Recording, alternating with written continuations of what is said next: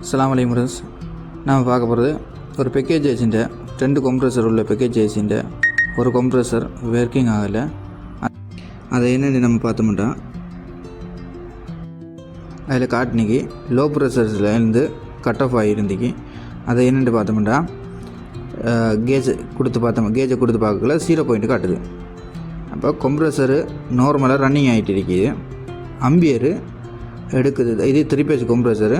எம்பியரு 2.9 something 3 பாயிண்ட்டுக்குள்ளே எடுக்குது. 3 பாயிண்ட்டுக்குள்ளே எடுக்கிறேன்டா அது நார்மலாக ஓடியே இல்லாத அளவுக்கு வேலை செய்யுது. நான் இப்போ யூனிட்டை கம்ப்ளீட்டாக ஆஃப் பண்ணிவிட்டு திருப்பி நான் கேஜை போட்டுட்டு சக்ஷன் லைன்ட்டு மீட்டரையும் போட்டுட்டு இப்போ திருப்பி மறுபடியும் ஆன் பண்ணி பார்க்குறேன். கம்ப்ரஸரை என்ன பிரச்சனைன்ட்டு பார்ப்போம். நீங்கள் பார்த்தாலே விளங்கும் சக்ஷன் லைனு டைரெக்டாக டவுன் ஆகுது பாருங்கள். கேஜில் டைரெக்டாக டவுன் ஆகுது.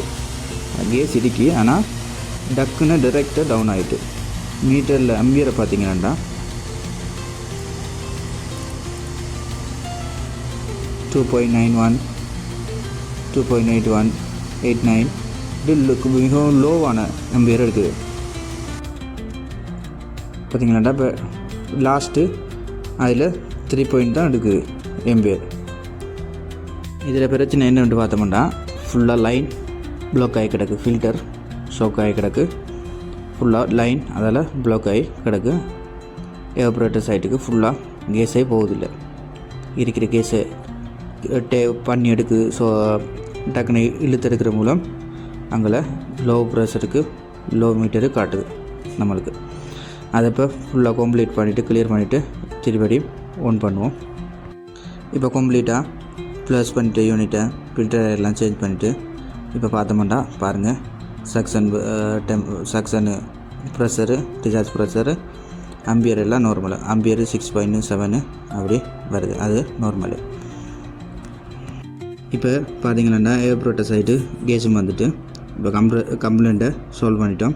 என்ன கம்ப்ளைண்ட் பார்த்தோம்னா ஃபுல்லாக லைனு ப்ளாக் ஆகி கிடந்துருக்கு. ஒருவேளை கம்ப்ரெஸர்கள் வேலை செய்யக்குள்ள ஆயில் போய் ஃபில்டர் டயரை ப்ளாக் பண்ணிக்க சான்ஸ் இருக்குது அதிகமாக. இப்போ ப்ளஸ் பண்ணிவிட்டு கம்ப்ளீட்டாக யூனிட்டை ப்ளஸ் பண்ணிவிட்டு நம்ம ஃபில்டர் டயரையும் சேஞ்ச் பண்ணியே ஆகணும். சேஞ்ச் பண்ணிட்டோம்னா முடிந்தது.